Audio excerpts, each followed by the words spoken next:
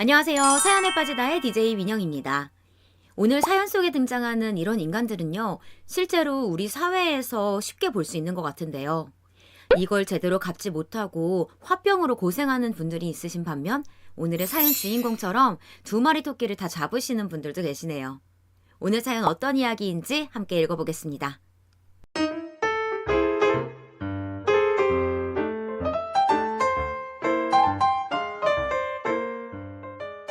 안녕하세요. 저는 서울에 사는 40대 주부입니다. 옛날에 어릴 적 라디오 사연 같은 거 가끔 보내보면 어쩌다가 한두 번씩 당첨되기도 했었어요. 이번에도 될진 모르겠지만 털어놓다 보니 제 얘기가 꽤 길어지네요. 사실 주변에서는 특정한 어떤 곳에 수기처럼 올려보라고 말도 많았거든요. 요 근래 저에게 꽤 드라마틱한 변화가 있었기 때문에 그런 권유를 받게 된 것 같아요. 여기 계신 분들도 재밌게 들어주실지 모르겠지만 일단 제 얘기를 좀 해볼게요. 전 결혼 10년 차고 또래들 중에서는 제법 늦게 한 편이에요. 사실 대학도 못 나왔고 고졸인 학력을 갖고 약간 자신감이 떨어져 있긴 했던 것 같네요. 돌아보면 말이에요. 제 인생은 늘 준욱 그 자체였던 것 같아요. 자라면서 엄마한테 눈치 보고 엄마가 집을 나가버린 후론 아빠랑 동생과 살면서 또 타인의 눈치를 보고 말이에요. 생각해보면 그렇게 살아온 제 자신을 저마저 이렇게 외면하고 기죽여버리면 과연 누가 그 길을 살려줄까 싶네요. 하지만 어릴 때에는 도통 그런 말이 귀에 하나도 안 들어왔어요. 처음에 연애할 무렵 남편이 저한테 예쁘다고 할 때에도 비꼬는 소리인 줄 알았으니까요. 용주야, 정말 용주는 코도 높고 눈매도 너무 매력적이야. 이러니까 내가 첫눈에 반하지 않겠어? 뭐 외모만 보고 좋아한 건 아니지만 외모에 정신을 못 차렸던 건 사실이기도 해. 이렇게 말하는데 처음엔 그게 곧장 칭찬으로 꽂히지 않는 거예요. 듣고 이렇게 대답을 했는데 다시 생각해도 참 바보 같은 말 같네요. 뭐야, 왜 그래? 나 놀리는 거야? 나한테 왜 그래? 저의 이런 반응에 남편은 잠깐 놀란 표정으로 절 보더라고요. 저는 저희 엄마에게조차 그런 류의 칭찬을 들어본 적이 없었기에 외모건 뭐건 간에 저에 대한 좋은 반응이 오면 실감이 안 되더라고요. 그러고 보면 저도 참 어지간히 엄마에게 사랑이나 인정 같은 거 못 받고 자랐던 것 같아요. 어이구, 영주 너는 어쩜 그렇게 네 아빠랑 똑같이 생겼어? 엄마 닮았으면 인생이 좀 더 편했을 텐데 말이야. 쌍꺼풀도 없고 너무 얼굴이 두부처럼 물렁해. 그러니 사람들이 맨날 둘이 안 닮았다고 하지.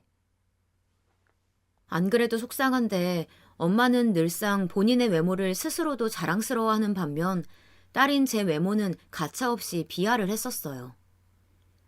그러던 엄마는 몇 년이 지나 저와 남동생이 학교에 가 있던 때 아빠에게 한 통의 전화만 남긴 채 집안 세간살이들을 거의 반 정도 들고 사라졌죠. 그때 집으로 들어섰을 때 이사 가는 것 마냥 기묘하게 집이 비어 있고 아빠가 허탈하게 거실 한복판에 앉아 있었던 모습이 생각이 나네요. 당시에는 아빠가 하던 일이 수입이 좋은 편이어서 그 시대치고 좁지 않은 집에 살고 있었어요.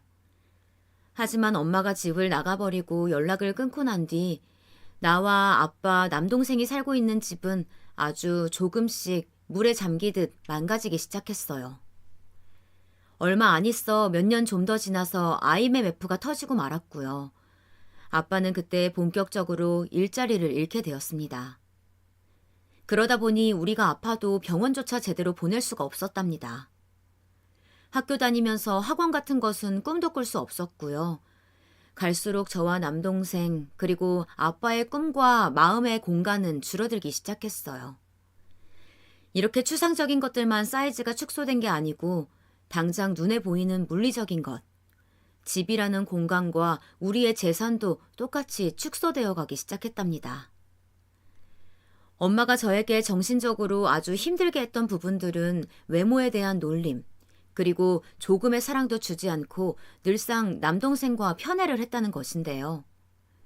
그렇다면 아빠는 그렇지 않고 무조건적인 사랑을 주었느냐? 그것도 아니었어요. 아빠는 실상적으로 힘든 상황에서 저와 동생을 물질적으로 책임지셨으니 그것도 무척 대단하지만요. 그 생활을 유지하고 어떻게든 주저앉지 않기 위해 무척이나 삶에 대한 부정적인 소리들을 많이 하셨습니다. 사연을 듣는 분들은 어떤 부모님이시고 또 어떤 부모님의 자녀셨을지 잘 모르겠지만 아마 저 같은 생활권 안에 있었으면 누구나 숨이 막히지 않았을까요? 다음에 이어지는 얘기들은 아빠가 늘 저에게 입버릇처럼 했던 소리들이에요. 그렇게 하면 큰일 나. 다 죽어. 다 다친다고. 하여간 뭘 할 때는 다 조심하고 다 알아보고 해야 돼. 그러지 않을 바에는 안 하는 게 나아. 아무것도 하지 마.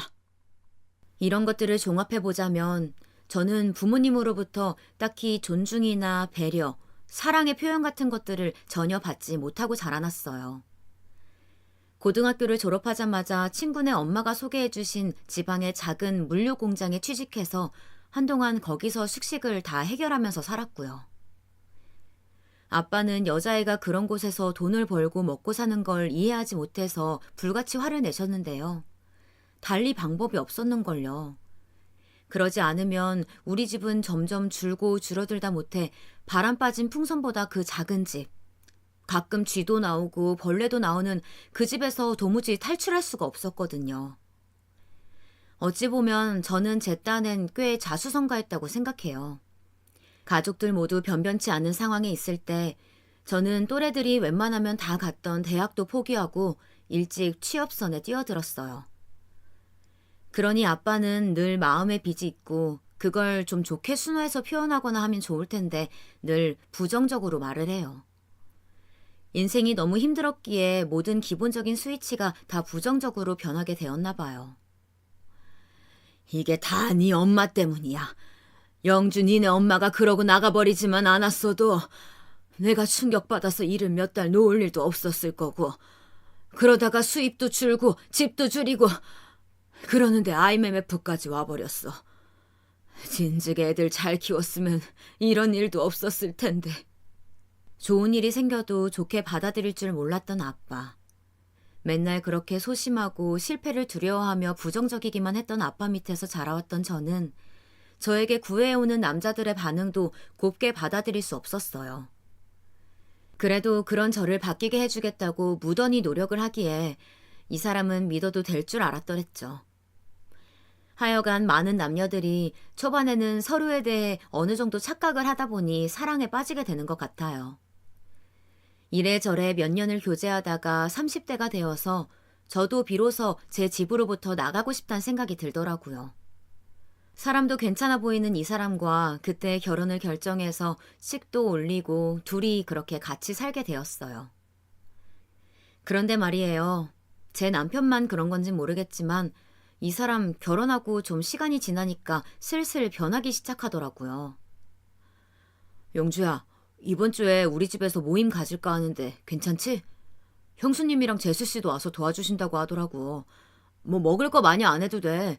이번에 누나들도 그렇고 우리 집에 놀러와서 그냥 한번 식사하고 싶다고 하더라고.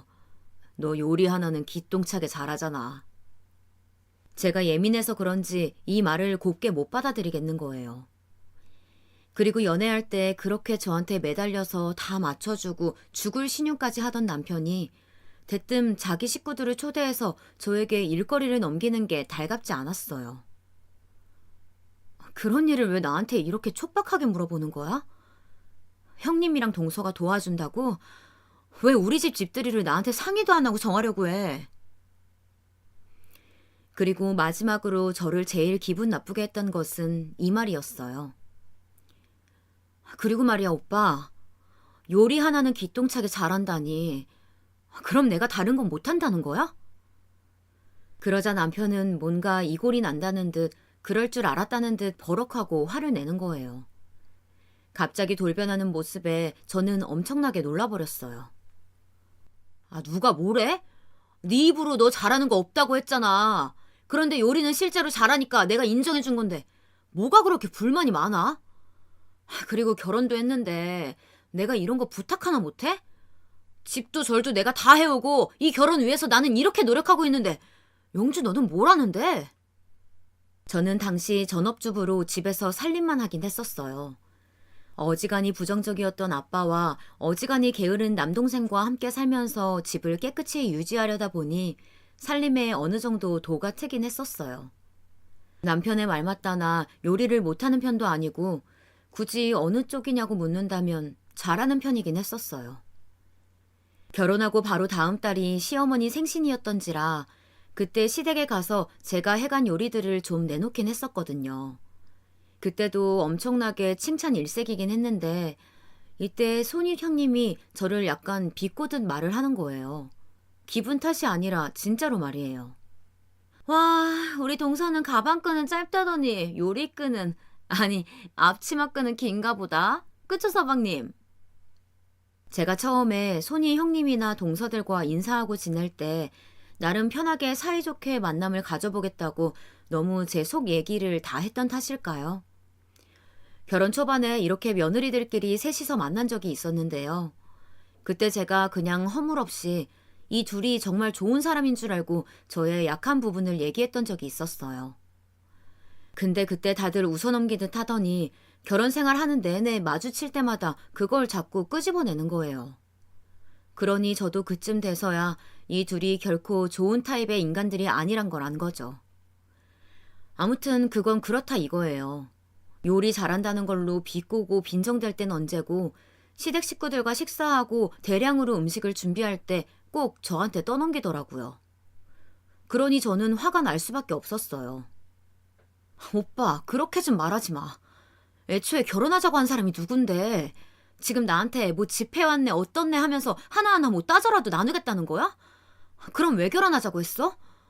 그리고 왜 형님이랑 동서는 손 까딱도 안 하고 다 나한테 일이 넘겨지는 건데 내가 집도 제공하고 음식도 만드는 것까지 다 해야 돼? 그래놓고 자기들이 도와준다고? 이 집에 초대하는 것조차 내 의사가 아니고 오빠가 정한 건데 나는 가만히 그냥 있으면서 오빠가 시키는 대로 해야 되는 거야? 남편은 제 말에 하나도 반박할 말이 없었던 건지 씩씩대면서 콧구멍을 마구 벌렁벌렁 거리더라고요. 하지만 남편은 어떤 부분에선 저를 가방끈이 짧네, 머리가 나쁘네 하고 무시해도 꼭 그 다음 날이면 사과하고 어떻게든 다시 아물게 하려고 노력하는 모양새가 있었어요. 그러니 저도 마냥 미워하고 그럴 수는 없었던 것 같아요. 뭐 얼마 안 가서 또 속을 긁어대긴 했지만요. 아무튼 남편은 이렇게 넘어간다 치고요. 형님과 동서는 진짜 무슨 악덕 2인조처럼 짝을 맞춰가지고 둘이 이죽거리면서 절 괴롭히더라고요. 대놓고 뭔가를 시키고 괴롭힐 때도 있었지만 제가 제일 극심한 스트레스를 받고 알아누웠던 건 말로 인한 상처였어요.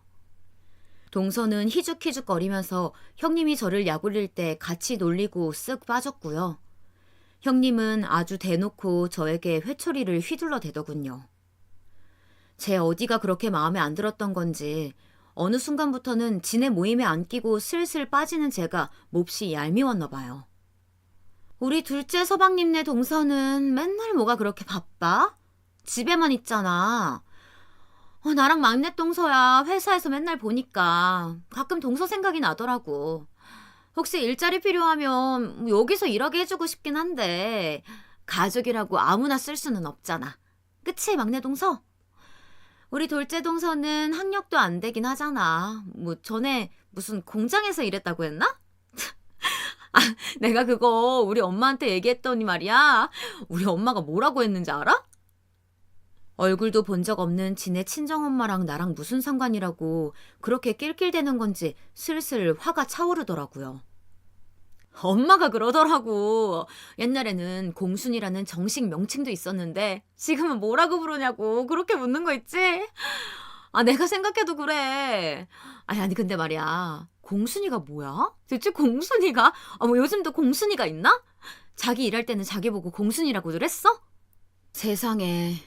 저런 말은 저도 되게 예스럽다고 생각했는데 그냥 옷 물류 공장에서 성실히 일한 죄밖에 없는 저를 비하하듯 말하는 거예요.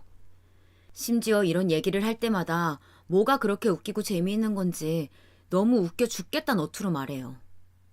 나도 아까 기계 좀 만지고 우리 집 전등도 고쳤는데 이것도 공순이 소리 들을 일인가? 아무튼 동선의 회사는 뭐 공순이 출신이랄까? 하여간 고졸은 안 되지 않아? 막내 서방님이 고졸 출신들을 그렇게 싫어하신다며. 그러자 막내 동서는 형님 눈치를 슬쩍 보더니 맞장구를 치는 거예요. 이 말에서 저는 좀 울컥하더라고요. 사실 고졸 출신은 우리 신랑만 싫어하는 게 아니고 어딜 가든 다 그렇죠. 몇 번 알바생 정도로만 썼지 정직원은 힘들잖아요. 뭐 저도 뭐 편견 같은 거 갖는 건 아니고 수많은 데이터가 쌓인 경우로 평가를 좀 해보자면요. 고졸이면 대체로 머리들이 그렇게 딸려요. 적당히 말을 해주면 못 알아먹고 내가 교수인 양 제대로 가르쳐줘야 알아먹더라고요. 형님이야 저보다 손윗사람이라고 치고 제 또래인 손 아래 동서까지 저렇게 저를 비꼴 줄은 몰랐어요.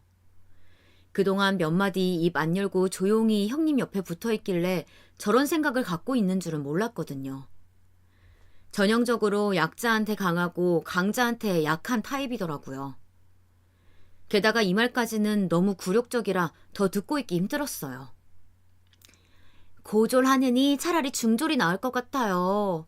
어중간하게 고집만 세가지고 지들이 못 알아듣는 걸 막 화내고 자격지심도 장난 아니에요.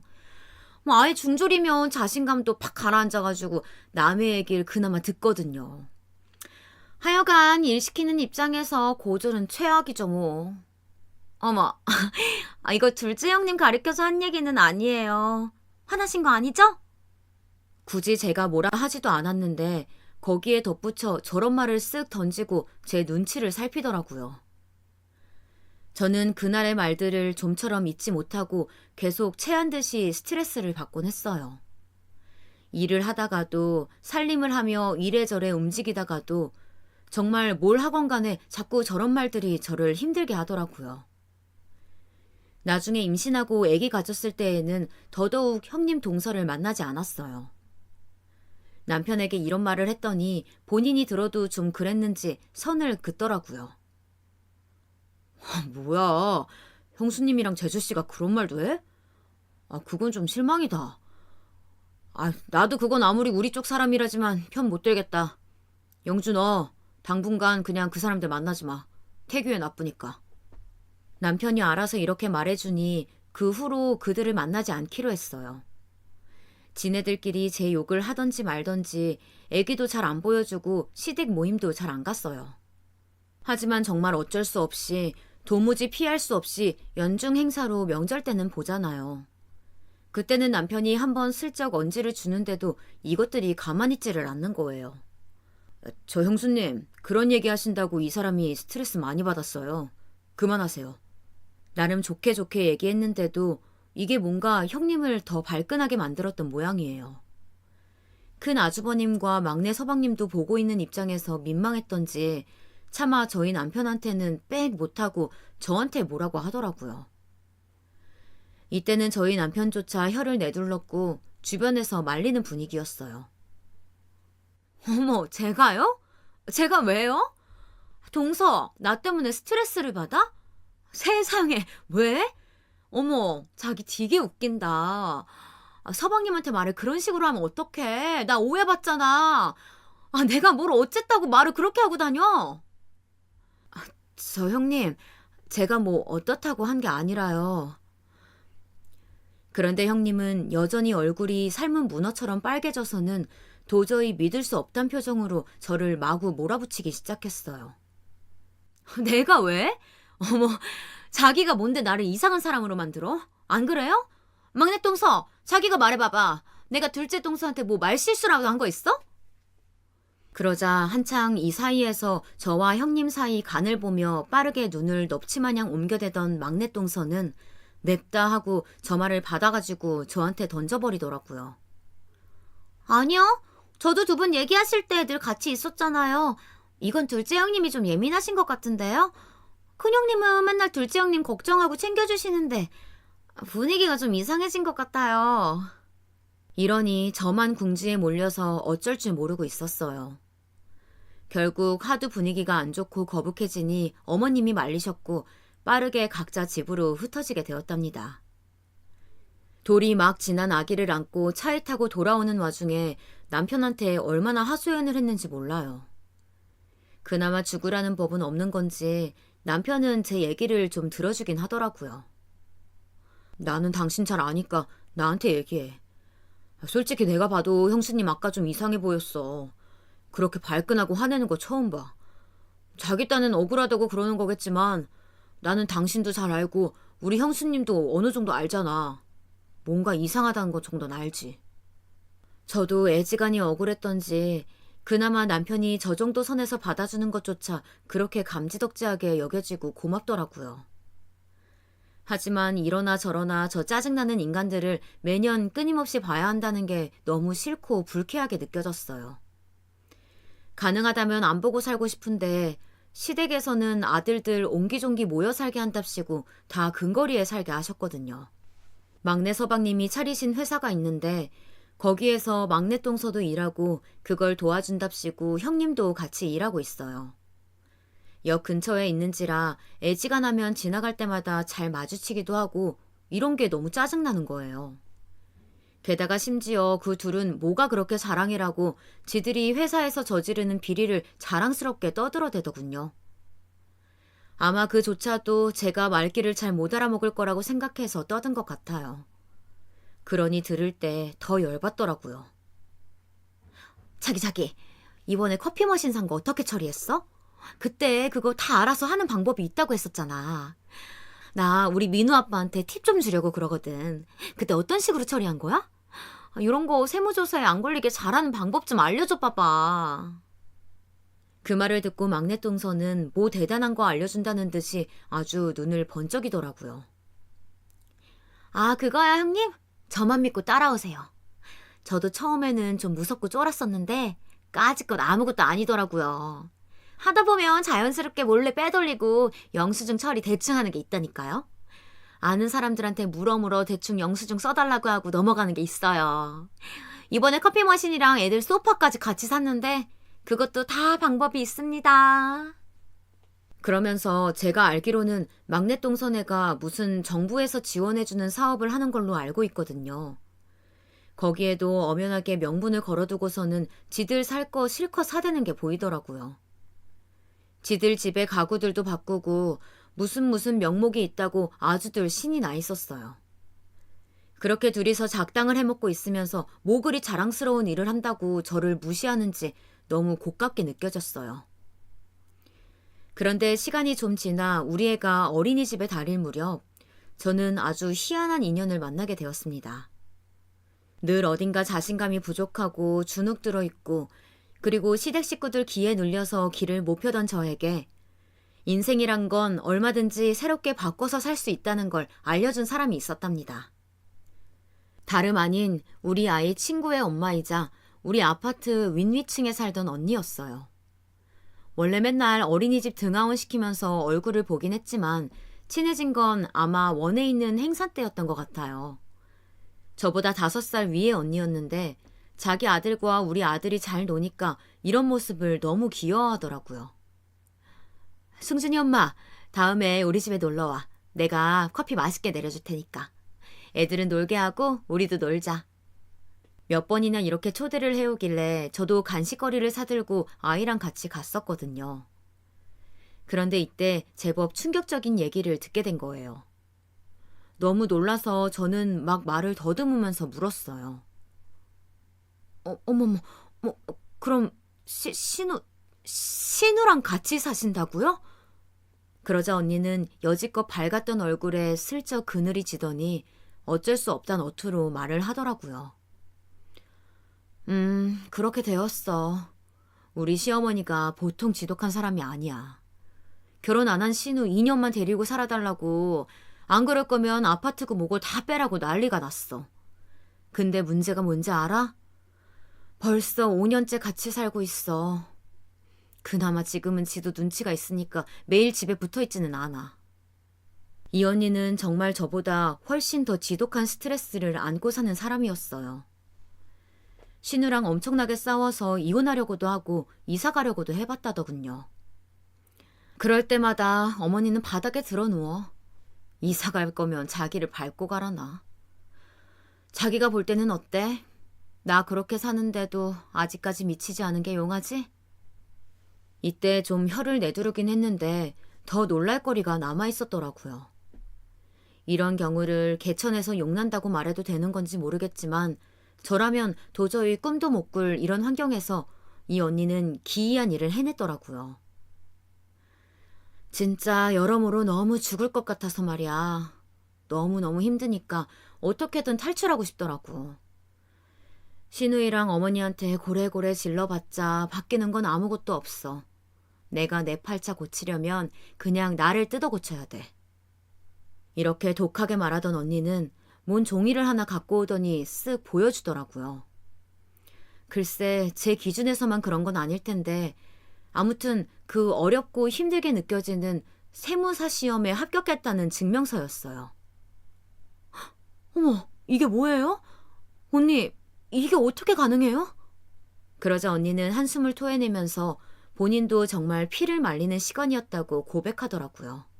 이러나 저러나 죽을 맛이라면 나 좋게 하는데 시간과 체력을 써야 하지 않겠어? 사람 원망하는 데 쓰기는 싫더라고. 진짜 웃긴 게 뭔지 알아? 날 그렇게 죽일 듯이 미워하고 괴롭혀댔던 신우랑 어머니 말이야. 내가 저거 눈앞에서 흔들어대니까 그 뒤로 별말들을 못하더라고. 자기는 전에 고졸이라 스트레스 받는다고 했지만 나는 4년째 나왔어도 변변치 않았거든. 그러니 늘 며느리를 무시하고 아주 못 잡아먹어서 안달이었어. 이 언니는 정말 혹독하게 공부를 하고 스스로를 쪼였더라고요. 밤잠 시간 다 아껴가며 미친 듯이 공부를 했고 공무원 준비하는 카페에서 관련된 팁을 받아 요리조리 계획을 잘 세웠다는 거예요. 그러면서 농담 같은 말을 저에게 툭 던지는데 저는 그때 왜 그게 농담같이 들리지 않고 머리와 가슴 속으로 쏙 들어왔던 걸까요? 사람마다 뭔가에 꽂히는 계기가 뭔가와 만나는 인연과 타이밍이 있나 봐요. 승진이 엄마도 한번 세무사 시험 도전해봐. 절대 쉽다거나 할만하다거나 그런 얘기는 할 수 없어. 그런데 내가 어느 정도 팁은 줄 수 있을 거야. 자기 지금 그렇게 사는 거 힘들고 스트레스 받는다며. 그런 걸로 스스로를 괴롭히지 마. 그러느니 본인의 능력을 높이는 데 시간을 써. 그 지랄 맞은 형님이랑 동서? 걔네들 그냥 다 눌러버려. 스펙으로 밟아버리면 되는 거야. 게다가 그 뒤에 이어진 말은 저를 며칠간 아주 심오하게 고민을 하도록 만들었어요. 고졸이네 어쩌네 하며 놀려대던 것들, 지네들 뭘 그렇게 대단한 걸 하고 있는데? 그깟 사무실? 지들 능력으로 하는 것도 아니잖아. 그리고 자기가 볼 때 아주 가짜는 사업하는 것 같다며. 사람 일 어찌 될 줄 알고 함부로 누굴 무시해. 막말로 자기가 세무사라도 돼서 걔네 회사 다 뒤집어버리면 어쩌려고. 이 언니의 말처럼 제가 무슨 형님 동서를 깔아뭉개고 복수할 생각으로 세무시험에 관심을 가졌던 것은 아니에요. 그리고 그런 동기로 뭘 한다고 오롯이 동기가 결과를 주지는 않잖아요. 그냥 여러모로 많은 도전이 되는 말이더라고요. 나를 우습게 여기고 무시하고 조롱하는 사람들 말을 신경 쓰지 말던가 아니면 신경 쓰지 않기 위해서 내 환경을 더 높여 그들과 안 마주치던가. 딱 이 두 가지밖에 없었어요. 남들이 보면 1년에 몇 번 만나지도 않는 형님 동서한테 상처받는 게 뭐 대수냐고 여길지 모르겠네요. 하지만 실제로 저에겐 엄청 큰 상처였는걸요.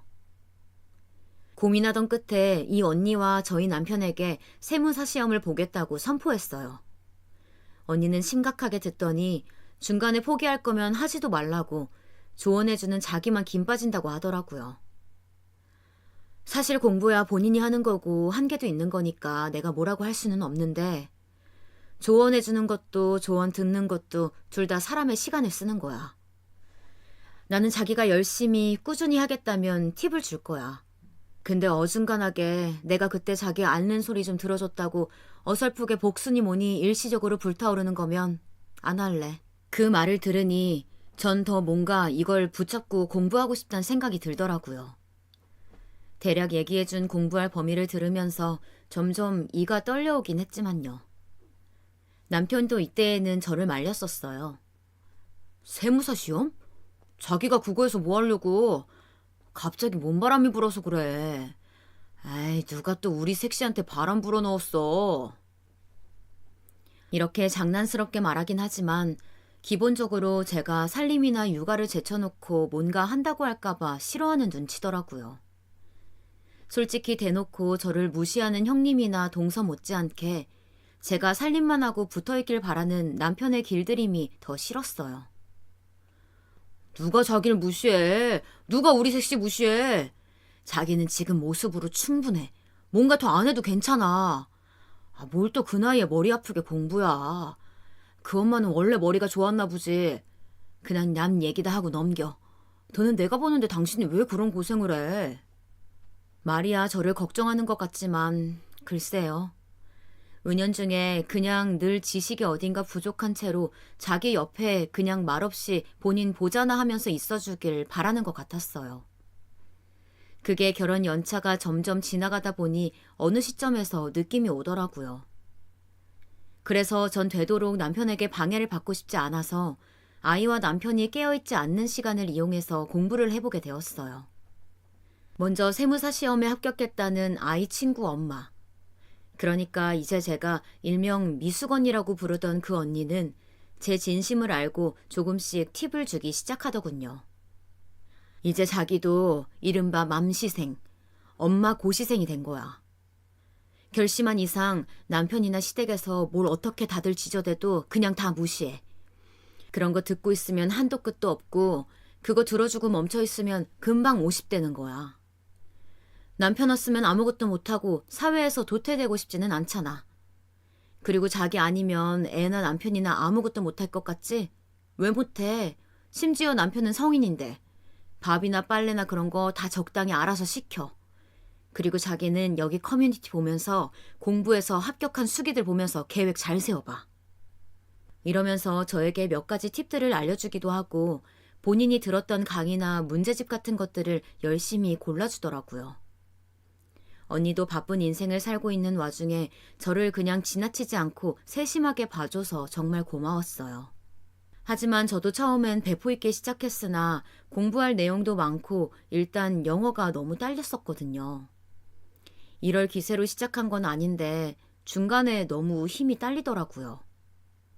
역시 맘시생, 엄마 고시생들이 왜 그렇게 고달프고 힘들게 공부하는 줄 알게 되었어요. 남편은 나 아니면 밥도 못 먹고 옷도 못 입는다고 징징거리지. 진짜 내 손길이 가야 하는 애기도 씻기고 먹이고 입히고 놀아줘야지. 나 자신을 챙길 시간은 정말 하나도 없더라고요. 아니다. 나를 챙길 시간은 어찌 보면 정말이지 그 암흑 같은 시간 속에서 공부가 아니었나 싶어요. 계속 남을 위한 손만 부지런히 놀리다가 나 잘 되겠다고 펜 잡아본 건 공부할 때밖에 없었거든요. 전에 어디선가 들은 말 중 세상은 내 맘 같지 않고 다 지 맘대로 흘러간단 말이 생각나는 게 안 그래도 공부가 고달팠던 때에 저를 아주 머리 아프게 한 일이 연달아 터지고 말았어요. 솔직히 이 난리 속에 무슨 시험을 준비하냐 싶어 잠깐 때려치기도 했었답니다. 그때가 뭐 때문이었냐면 바로 우리 아들내미가 어린이집에서 크게 다쳐서예요. 놀다가 계단에서 굴렀는데 너무 크게 다친지라 치아도 망가지고 빠지고 여기저기 꿰매는 수술을 해야 할 정도였어요. 당시 남편에게 이 사실을 알렸을 때 본인도 많이 놀랬겠지만 그걸 자기 엄마한테까지 알려야 했을까요? 이걸로 우리는 엄청 크게 싸우게 되었습니다. 왜 그런 얘기를 어머니한테까지 해서 내가 혼나게 만들어? 이게 솔직히 내가 야단 맞을 일이야? 내가 공부한다고 애를 밤늦게까지 어린이집에 맡겨놨냐고. 점심 먹고 일어난 사고라고 몇 번을 말했잖아. 근데 왜 그걸 어머니한테 전화해서 호들갑을 떨어가지고 나를 무슨 뒤늦게 공부 요란 떠는 미친 여자로 만들고 지 자식은 다치게 만든 애엄마로 만드냐고. 당신 때문에 지금 형님이며 동서까지 가족들 단톡방에서 비아냥거리잖아. 아닌 게 아니라 정말 이 사실 그대로였거든요. 남편이 입방정을 어줍잖게 떤 까닭에 형님이랑 동서, 시댁 단톡방에 있던 모두가 저의 공부 내용을 알게 되었어요. 거기다 대고 둘이 얼마나 입방아를 찧어대던지 어머니는 거기서 씩씩대시고 진짜 미치겠더라고요. 어머머머, 동서, 세무사 공부? 오, 대단하다. 근데 그거 그렇게 아무나 할 수 있는 거였나? 아니, 아니, 아무나는 아니지. 뭐, 대학 나오면 한 번씩은 도전해보지 않나? 근데 동서는 대학 안 나왔으니까 힘든 거 맞겠네. 아유, 그래도 그렇지. 애기 엄마가 애를 챙겨야지. 그런 걸 챙겨서 가정을 내팽개쳐도 괜찮겠어? 이렇게 먼저 씨를 뿌려대는 형님의 밑밥에 막내 동서가 옳다쿠니하고 잡아채가지고서는 아주 둘이 저를 잘근잘근 씹어대는 거예요. 그러게 말이에요. 저도 우리 준서 어릴 때에는 일 안 했어요. 지금 사무실도 남편이 같이 봐주니까 오는 거지. 저 혼자 창업하라고 했으면 절대 안 했죠. 둘째 형님 진짜 겁도 없으시다. 애 그맘때쯤이면 다치는 거 부지기수인데 걱정도 안 되세요? 둘이 막 이런 분위기를 만들어내니 아주버님부터 해서 막내 서방님, 그리고 우리 어머니와 아버님까지 일제히 저를 비난하기 시작하는 거예요. 굳이 그 내용을 다 쓰기도 싫고 그냥 아무튼 다 제가 잘못했다 이딴 식인 거죠. 이날 전 그동안 결심만 하고 있다가 못했던 일을 저지르게 되었으니 남들이 볼 땐 하찮은 일일 수도 있지만 저에겐 매우 큰일이었어요. 아마 요즘 시대 며느리들에겐 다 하나같이 딜레마인 일일 텐데요. 바로 다름 아닌 시댁 단톡방. 이놈의 단톡방에 알을 깨버리고 나가버리는 거예요. 내가 더 이상 이것들 떠드는 소리는 못 듣고 살겠다. 이러다 4명에 못 죽지 싶어 니까 것들이 뭔데 내 숨통을 막나 싶어서 박차고 단톡방을 나와버렸어요. 이때 남편이 당황해서 몇 번이나 초대를 했지만 그때마다 저는 계속해서 나가버렸고 결국 포기하더군요. 뒤로들 제 욕을 얼마나 뻔질나게 했는지 귀에서 피가 날 지경이었지만 그러거나 말거나 저는 그날 저에게 주어진 수많은 족쇄 중 하나를 풀고 나와버렸어요. 하지만 아들을 떠올릴 때의 마음은 여전히 달갑지 않아서 그만 그때 흐지부지하게 시험 준비를 멈추게 되었답니다. 그런데 연말을 맞고 보니 어찌나 속이 허하고 허무하던지 그런 와중에 남편이랑 아주 크게 싸운 일이 또 하나 있었거든요. 이 인간이 저에게 말도 안 하고 말이에요. 글쎄 다른 집들은 어떤지 모르겠지만 아주 비싼 게임기를 사들고 집에 와서 숨겨놓은 거 있죠. 도대체 이게 남의 집 나이만 먹어버린 아들과 사는 건지 아니면 성인 남자로서 제 구실을 하는 인간과 사는 건지 모르겠더라고요. 오빠 미쳤어? 지금 돈이 이게 얼마야? 나봐. 나 이거 지금 당장 욕조에다 던져버릴 거야. 아주 물 다 뒤집어 쓰고 다시는 복구 못하게 망가뜨려 버릴 거야. 남편은 이때 사색을 해가지고서는 지 입으로 저한테 이게 얼마인지 알고 그런 망할 소리를 하냐고 소리를 지르더군요. 그러면서 저한테 뭐라는 줄 아세요? 내가 직장 다니고 처자식 먹여 살리느라고 얼마나 스트레스가 많은데 이런 것도 못하게 해줘? 내 돈이잖아. 내가 번 돈 내가 쓰는 것도 못해. 남들은 다들 막 바람 피고 더 못된 데에 가서 시간이랑 에너지 쓴다고. 나 같은 남편이 어딨어? 나처럼 충실하게 가정만 보는 남편이 어딨냐고. 이거 게임기 하나 사서 좀 놀겠다는데 그것도 안 돼? 진짜 이걸 말이라고 하는 건지 뭐 무슨 바람? 진짜 웃기지도 않아서. 그럼 지는 왜 저한테 고마워할 줄 모르는 거죠? 전 바로 반박했지만 남편은 도저히 들어먹질 않아서 며칠을 냉전이 지속되었고요. 그동안 저는 결국 포기하고 버려두었던 세무사 시험을 다시 준비하게 되었어요. 이때 정말 이가 갈리더라고요. 남편도 날 바보 취급하고 시댁 식구들은 더할 나위 없이 저를 바보 취급하고 말이에요.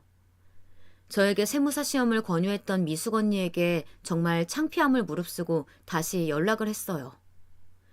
그렇게 어렵게 저는 또다시 가시밭길로 들어서게 되었습니다. 뭔가 다들 제가 공부하는 꼬락서니를 못 보겠는 건지 하필이면 그 무렵쯤 그동안 그렇게 죽은 듯이 연락도 안 하고 존재도 잊혀져 가던 엄마에게 연락이 온 걸까요? 어떻게 저를 찾아냈는지 몰라도 저와 동생을 만나고 싶어 하더라고요. 영주야, 엄마야, 엄마 기억하지? 엄마 안 보고 싶어? 와, 진짜 이때 정말 미치고 돌아버리겠더라고요. 몇십 년 만에 연락 와서 한다는 소리가 본인이 안 보고 싶냐고요?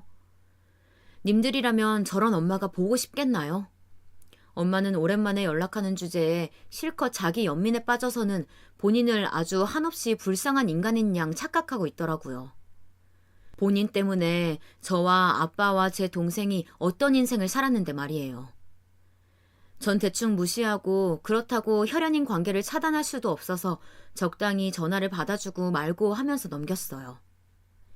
그렇게 정신 사나운 속에 공부하고 스스로 어느 정도 예측을 하다 보니 진짜 이대로는 택도 없을 것 같은 거예요. 그 와중에 절 정신 바짝 차리게 했던 건 말이에요. 참 세상 일이란 건 모르겠는 게 저라는 사람의 급수를 한 단계 더 올려주는 데 일조를 하는 건 늘 불편한 사람들 덕분이더라고요.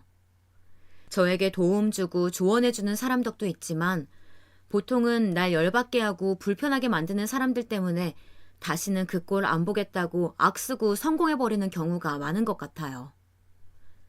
이렇게 제가 한창 바쁠 때에 하필 어머니가 다치셔서 며느리들이 돌아가면서 밥이라도 챙겨주라고 하기에 어쩔 수 없이 갔었거든요.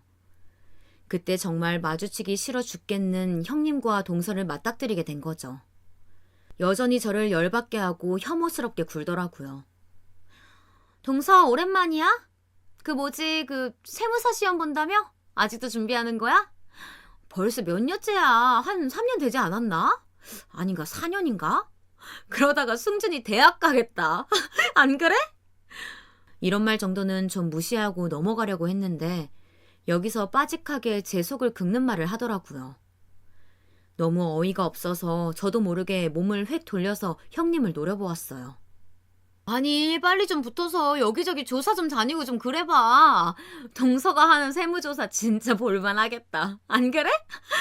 뭐 솔직히 그런 일도 없겠지만 정말 만약에 어디서 운석 하나가 우리나라에 떨어져가지고 그게 금괴를 만들어낼 운명 정도? 이런 확률이어야겠지만 말이야. 그렇게 되면 진짜 내가 넙죽 엎드려서 우리 동서 업고 다닐게. 우리 집에 아주 대단한 세무사님 계시다고 말이야. 이러면서 제가 너무나 싫어하는 형님 그 특유의 이죽거리는 얼굴로 낄낄거리는데 마음 같아서는 한 대 쳐버리고 싶더라고요. 사람에게 그런 마음을 좀처럼 품어본 적이 없는데 저 스스로도 좀 기가 막힐 정도였어요. 어쩌다가 이런 무서운 생각이 슬그머니 제 안으로 들어온 건지 놀라울 정도더라고요. 이때 정말 저를 위아래로 훑어보면서 막내 동서랑 둘이 머리를 맞대고 낄낄거리던 장면을 쉽게 잊을 수가 없더군요. 사람이 뭔가 열받고 혐오스러운 악한 어떤 계기를 갖고 노력을 하면 썩 좋지 않다는 걸 알아요. 하지만 적어도 시작하는 계기로 어느 정도는 끌고 가주는 것 같더라고요. 제가 공부를 하다 너무 지치고 기력이 빠져서 포기하고 싶다가도 아마도 평생을 함께 얼굴을 봐야 할 것 같은 형님과 동서를 떠올리니 그럴 수 없더라고요. 기왕 내가 결혼 생활을 하고 죽을 때까지 니들과 어떤 인연으로건 엮여서 봐야 한다면 감히 이제 나한테 말 함부로 입 놀리지 못하게 해주마 하고 마음을 먹었어요. 이런 마음만으로 당연히 시험 칠 만한 역량의 공부를 한다는 건 말이 안 되긴 하지만요. 중간중간 어떤 성과들을 짧게 보기는 했었답니다. 당연히 저는 먼저 합격한 미숙언니만큼 1년 정도 준비해서 될 감은 아니었어요. 해마다 미끄러지길 반복해서 이제 남들한테 알리지 않고 시험을 쳤죠. 미숙언니에게조차 시험 본다고 알리지 않았고요. 그냥 조용히 혼자 모든 머릿속을 깨끗이 비우고 홀로 다녀왔어요. 그리고 저에게 돌아온 결과는 눈으로 보고도 내 것 같지 않아 몇 번이나 다시 확인했던 결과 합격이었습니다. 사람이 정말 너무 넋이 나가고 들뜨면 입이 떨어지질 않나 봐요. 화면을 눈으로 응시하고는 있고 내 머리도 모든 걸 인식했는데 이게 막 어떤 감정으로 쉽게 안 넘어가더라고요. 겨우겨우 마음을 가다듬고 제가 가장 먼저 전화를 걸었던 것은 그 누구도 아닌 미숙언니였습니다. 언니, 저기... 왜 그래? 자기 무슨 일 있어? 저는 어버버하게 윗입술과 아랫입술을 겨우 맞닥뜨려가면서 말을 했어요. 합격했다고 말이에요. 제 말이 떨어지기가 무섭게 미숙 언니는 비명 같은 환호성을 질렀고 전화를 끊고 곧장 광화문 쪽에서 우리 집까지 달려와 저를 얼싸안고 축하를 해주었답니다. 남편에게는 조금 지나 알렸는데요. 듣고 기절할 듯 놀라더라고요. 처음에는 제가 다 포기하고 거짓말 치는 줄 알았다나요? 전 자연스럽게 남편을 통해서 시댁으로 퍼지길 기다렸고 아니나 다를까 어머니한테 연락이 왔더라고요. 웃긴 건 시댁 형님과 동서도 알고 있으면서 저에게 어떤 언질도 없었다는 거예요. 예, 승준애미야. 그게 뭐 그렇게 어려운 시험이라더니 진짜 네가 된 거 맞냐? 그럼 뭐야, 그게 무슨 일 하는 건데? 이제 나가서 일하는 거냐? 아이고, 근데 그 네 큰형님 말로는 너 앞으로 직장 다니면 바쁠 거라던데 애 키우면서 그게 가능하겠어? 그거 꼭 따야 했어? 이때 저는 여기서 열이 확 하고 뻗치더라고요. 이 못돼 처먹은 것들이 여시같이 못된 것에만 지능이 발달한 것들 말이에요. 그렇게 절 골려댈 때는 언제고 진심 어린 축하 한마디 할 줄 모르고 이 좋은 사실 가지고 벌써 부정적인 것부터 따져가면서 절 걱정하듯 빈정대고 있는 거잖아요. 어머니도 본인 큰며느리 손바닥에 놀아나서는 둘째 며느리가 힘들게 고생해서 이뤄낸 건 보지도 않고 그저 자기 아들 이겨먹을까봐, 자기 아들 불편하게 하고 살림도 제대로 안 할까봐 그것만 걱정인 거예요. 이때부터 저는 본격적으로 칼을 갈았습니다. 사람이 말이에요. 뭔가 복수를 하고 쳐내려고 하면 그냥 무작정 아무것도 없이 달려들어서는 안 돼요. 전 그것도 모르고 예전에 성만 내면서 덤비다가 간사한 형님이 짜놓은 수렁에 빠져서 더 허우적대고 훨씬 더 큰 상처를 입었었거든요. 적어도 제 손에 칼자루는 있었어야 제대로 휘둘러댔을 텐데 그땐 저도 너무 모르고 아둔했던 거예요. 결코 이런 데에 쓰겠다고 제가 칼을 갈았던 것은 아니나 그걸 자기들에게 향하게 갈아준 셈이 되었으니 사용해야 하지 않겠어요? 저는 이미 취업선에 뛰어들어 일하고 있는 미숙 언니에게 이 부분에 대해 상담을 했고요. 결국 전 장비를 아주 잘 갖춰서 그들 앞에 단단하게 무장하고 나타나게 되었습니다. 어떤 이유로 그 꼴보기 싫은 인간들 앞에 제가 갔을까요? 다름 아닌 마치 어린애한테 떡 하나 들고 희롱하듯 놀려대듯 제 세무사 시험을 가지고 그들이 놀려댔던 것. 실제로 지들에게 들이닥치면 뼈도 못 추릴 그것. 바로 세무조사입니다.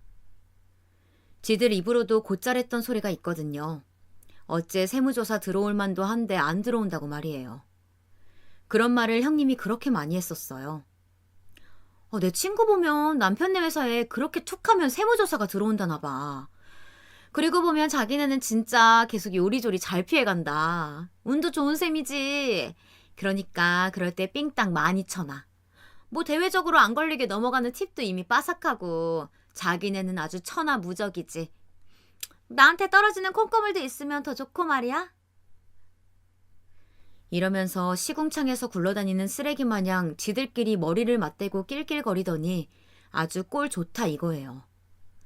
저의 합격 여부를 듣고 뒤에서 어머니를 조종해서 저에게 가짜는 소리를 쏟아붓고 실제로는 연락 한 통도 안 하던 그들은 세무조사 건으로 그들 회사에 들이닥친 저를 보고 아주 정남이가 떨어진다는 듯 무슨 어디 생선가게에 걸려있는 생선을 쳐다보듯 아주 영혼 없는 눈으로 쳐다보더라고요. 동섭, 뭐야? 뭐 때문에? 세무조사? 아니, 저기, 이런 건 말해주고 왔어야지, 이런 건. 아니, 막내 동서한테 연락은 하는 거야? 말해봐, 막내 동서. 막내 동서야 뭐, 당연히 제가 연락도 쥐뿔도 한 거 없이 똑같이 당황해서 쳐다보기만 할 뿐이었죠. 그렇게 저한테 해볼 테면 해보라고 골려대던 게 수년간이었고, 제가 너무 열받아서 한동안 연락을 끊고 있던 와중에도 끊임없이 저에게 돌멩이를 던져댔던 게 그들이에요. 원래 세무 관련해서 이렇게 들어가려면 여러모로 복잡하긴 하지만 분명히 사전 통지를 했는데 왜 저딴 반응들인지 모르겠어요. 뭐 통지를 2주 전에 받기야 했겠지만요. 그것보다 그걸 하겠다고 들이닥친 인원 중 제가 있으니 어이가 없었던 걸까요? 까짓것 그 정도야 마음 넓은 제가 이해를 해주겠다는 생각이 들더군요. 왜냐면 그 뒤로 정말 그네들은 쥐잡듯 털리기만 했거든요. 지네들 딴에는 뭐 불복하겠다, 소송을 걸겠다, 어쩌고 저쩌고 했지만요. 무슨 헨젤과 그레텔이 걸어가는 길에 빵을 줄줄 흘리고 가듯 저는 형님이 본인 입으로 저한테 나불댔던 허술한 내용들을 기억하고 있었거든요. 세무 관련 공부할 때에도 가끔 머릿속에 슬쩍 지나가던 내용들이 있었기에 절대 잊을 수가 없었어요. 형님 본인도 그걸 알고 있으니 저렇게 잔뜩 쫄아가지고서는 화를 냈다가 눈치를 봤다가 윽박질렀다가 아주 스스로도 미친 여자처럼 왔다 갔다 하더라고요. 이러니 이쯤 되어서 어머니한테 전화가 올만하지 않았을까요? 얘, 너 진짜 어쩜 이러니? 우리 집안을 다 말아먹을 생각이야? 그 잘난 시험 하나 봐가지고 한다는 짓거리가 열심히 살겠다는 네 아주버님이랑 막내네를 그렇게 쥐잡듯 때릴 일이냐고, 안 그래? 어제 네 형님이랑 막내 동서가 집에 와서 아주 사정사정하고 빌더라. 너 말이야, 좋은 말로 할 때 당장 그 짓거리 그만둬. 네가 그 같이 일하는 사람들 네 입으로 설득해. 아무 문제 없다고 그만하자고 하란 말이야. 진짜 어머니는 알면 알수록 넌더리가 나는 사람이더라고요. 처음엔 하도 형님과 동서랑 자주 마주치고 그들이 진상짓을 하니까 거기에 묻혀 있었던 것 뿐이지, 그 둘을 걷어내고 어머니랑 마주하는 일이 있다 보니까 아주 만만치 않게 절 괴롭히시는 거예요. 전 그냥 이렇게 할 말만 하고 끊어버렸어요. 왜요, 어머니? 언제는 어머니 아들들 법 없이도 살 사람들이라면서요. 그리고 아주버님이 뭐가 문제예요? 막내 서방님네 뭐 투자라도 하셨나요? 성실하게 본인 직장 다니고 계신데 엮여서 문제될 게 뭐예요? 형님이 혹시 그쪽 같이 꼬여내가지고 엉뚱한데 돈 빼돌리신 건 아니고요? 그럼 어머니 말 맞다나 어머니 아들들 문제는 아니네요. 큰며느리랑 막내 며느리가 둘이서 머리를 얼마나 굴려서 빼돌리고 장난질을 쳤는지 아세요? 이 말에 어머니는 그쯤부터 약간 할 말을 잃으신 듯 뭐라도 생각하시는 듯 조용하시더라고요. 저도 뭐 좋다 이거예요. 형님 동서 그 두 인간들이 어머니한테 절 고자질해서 엿을 먹였으니 똑같이 엿을 먹여보는 거죠. 저거 다 걸리면 막내 서방님 그거 감당되실지 모르겠어요. 그러게 왜 돈을 허투루 써가지고 남편 앞길을 막냐고요. 진짜 야단치고 두드려 패야 될 건 형님이랑 동서지 제가 무슨 죄가 있어요? 어머니 시사 프로 좋아하시잖아요. TV에 막 세금 안 내고 장난질하는 사람들 잡으러 다니는 프로 재밌게 보시잖아요. 그런 의로운 일 하는 저한테 왜 이러시는 거예요? 잡혀서 욕먹을 짓 한 며느리들은 따로 있잖아요. 말종이 따로 있는데 왜 저한테 그러시냐고요. 토씨 하나 안 틀리고 맞는 말로 공격을 해서 얼얼하셨던 건지 어머니는 잠시 아무 말 안 하시다가 그냥 전화를 뚝 끊어버리셨어요. 물론 이걸로 남편은 그냥 넘어가지 않고 저에게 뭐라 하더라고요. 아마 지 형이랑 동생한테 어지간히 위아래로 시달렸나 봐요. 하지만 남편이 뭐라고 하건 말건 저는 그냥 흘려듣고 말았고요. 어차피 더 싸울 대상은 남편이 아니고 이제 남편이랑 싸우는 것도 피곤하고 지치더라고요. 아무튼 형님과 동서는 정말로 똥줄이 타버린 건지 아니면 제 말에 설득당한 어머니가 그 둘을 내친 건지 둘이 이제 저한테 직접 연락을 해오더라고요. 전화 좀 받아달라, 카톡 좀 읽어달라 연락이 오는데 제가 대꾸할 일은 아닌 것 같아요. 맘 같아서는 그렇게 세무조사 같은 거 나와보라고 골릴 땐 언제고 이러냐고 따지고 싶지만 그러기엔 그들 지금 되게 불쌍하고 피마르는 상태거든요. 불복한다고 해서 이기는 사례도 거의 없고 더 개망신 당하기 싫으면 자료 준비라도 빠듯하게 해야 하다 보니 둘이 여러모로 제정신이 아닐 거예요. 원수를 직접 갚지 말고 그냥 놔두면 알아서 저쪽 강으로 흘려내려가는 게 보일 거라는 중국의 속담인가 뭔가가 생각이 나네요.